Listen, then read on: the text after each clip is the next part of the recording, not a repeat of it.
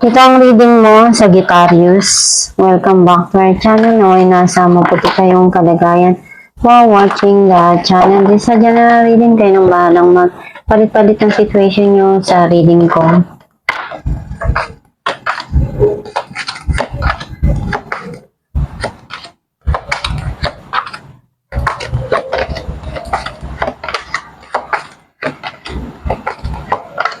At the bottom of the deck, Ten of Cups. I feel like yung energy mo, nasisense ko na may mga bagay dito na andun yung masaya ka, nakasama mo yung mahal mo sa buhay, pwedeng soulmate, family, anak na nandyan para sa'yo, na kumalinga, magmahal.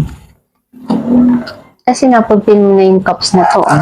Ang mensahe ng card mo, nakikita ko dito, someone wants to show yung love na kaya niya, na maipakita sa'yo, maibigay. Mayroong blessing na darating. Some of you, pwede may minamanifest ka dito na matanggap na gusto mo na financial.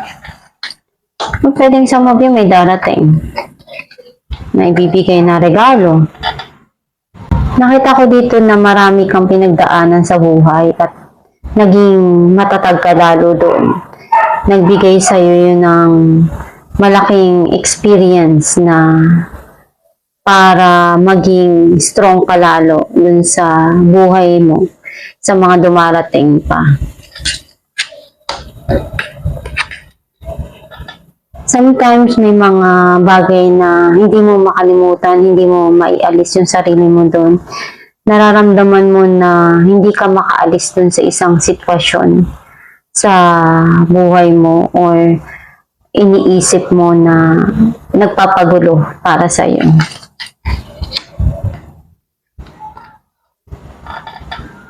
You feel stress and may mga bagay ka ditong bumabalik sa isipan mo, yung mga nangyari na yun. May mga gusto kang itama, ayusin, or clarity na ibibigay para sa'yo. Some of you, pwedeng may sasabihin ka dito, i-communicate.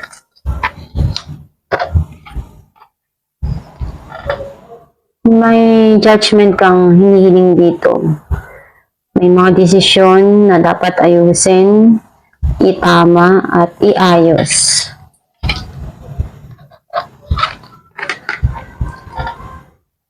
You're thinking na ginawa mo naman lahat ng makakaya mo dun, pero bakit hindi naman na ibabalik or naibibigay sa'yo yung para sa'yo? May mga ininvest ka, may mga binigay ka na hindi mo akalain na hindi naman pala rin masusuklian bandang huli.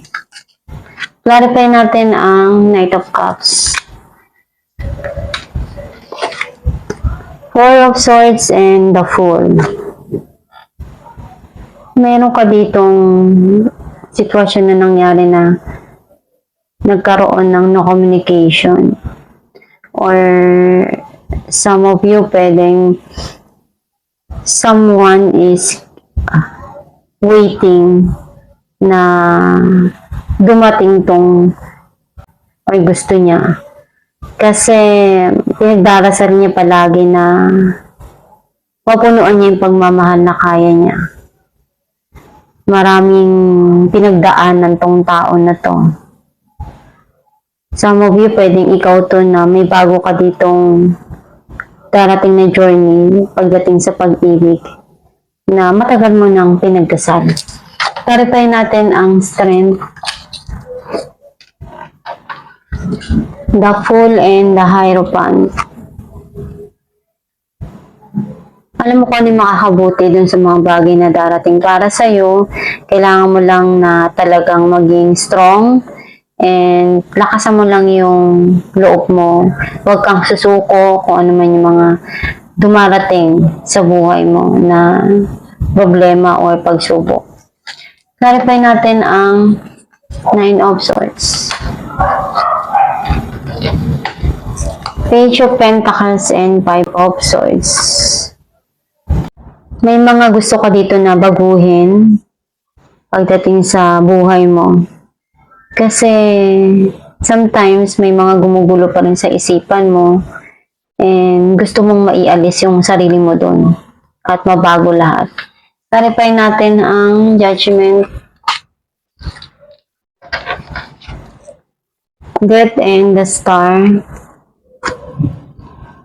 May transformation dito or changes na mangyayari sa buhay mo.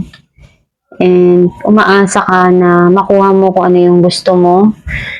Kasi alam mo naman sa sarili mo na kailangan mo rin na matupad yung mga pangarap mo. Clarify natin ang Ace of Pentacles, Seven of Swords, and Seven of Swords. Someone is waiting and manifesting or trying to risk na ma-achieve yung gusto niya. Kasi may mga bagay ka dito na pinaninindigan mo, ginagawa mo yung paraan para makuha yung financial na gusto mo or ma-achieve yung mga goal mo. Pwedeng sa career or something na involve yung pera. Clarify natin ang Eight of Swords, the Chariot, and Justice. May parating dito na clarity dun sa nangyari sa sitwasyon na yun. Some of you need to balance yung mga dumarating sa yung sitwasyon or problema. Kailangan mong matutunan na i-balance yung buhay mo. Kasi para hindi ka, alam mo yung nararamdaman mong nakakulong ka lang doon. Kasi ikaw din naman yung makaka-remove dyan sa mga ganyang sitwasyon. Marami kang matututunan or natutunan sa mga nangyari sa buhay mo. Clarify natin ang Queen of Swords, King of Wands, and Two of Cups. Very passionate. And also, something here na pwedeng partnership itong dalawang to. Pwede andun yung couples. And also, masaya kayo na magkasama. Very fiery. Some of you magkakaroon ng connection and attraction.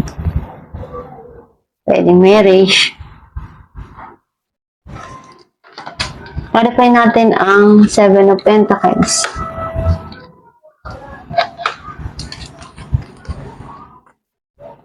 the High Priestess, and the High Priestess. Alam mo naman sa sarili mo kung ano yung dapat mong gawin eh. And nakikita ko na andun yung sobrang lakas ng intuition mo. You need to listen lang talaga dun sa mga binibigay para sa iyo. Para malaman mo kung saan mo i-invest yung gusto mong i-invest. Yung nararamdaman mo or lahat ng makaya mo dun sa sitwasyon na yun. Basta alamin mo lang kung ano yung desire ng puso mo. Ang isay ng yung babae. Alamin natin. Creative project. Your soul longs to express itself in creative ways. We are guiding you to infuse artistry and creativity into your life.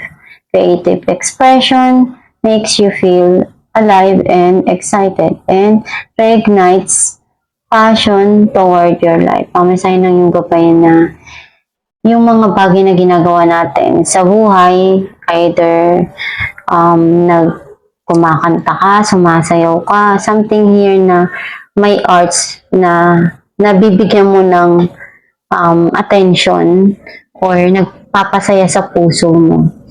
Kasi ano yung mga bagay na ginagawa mo at nabibigyan mo ng panahon yun at oras, ipagpatuloy mo lang yun. As long na masaya ka sa ginagawa mong yun.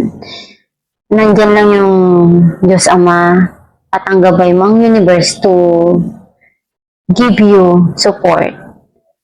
Basta gawin mo lang yung makakaya mo doon at masaya ka sa mga ginagawa mo. Go for it. And ginagabayan ka nila sa mga gusto mo pang tahaking landas. Magdasal ka lang palagi at sipagan lang para mas marami ka pang ma-achieve sa buhay na nararapat para sa'yo. Magdasal lang palagi at huwag makakalimot na nandyan lang ang Diyos para sa'yo. At itong yung reading Sagittarius, kung nakaresonate ka, kindly comment down below. Thank you for watching.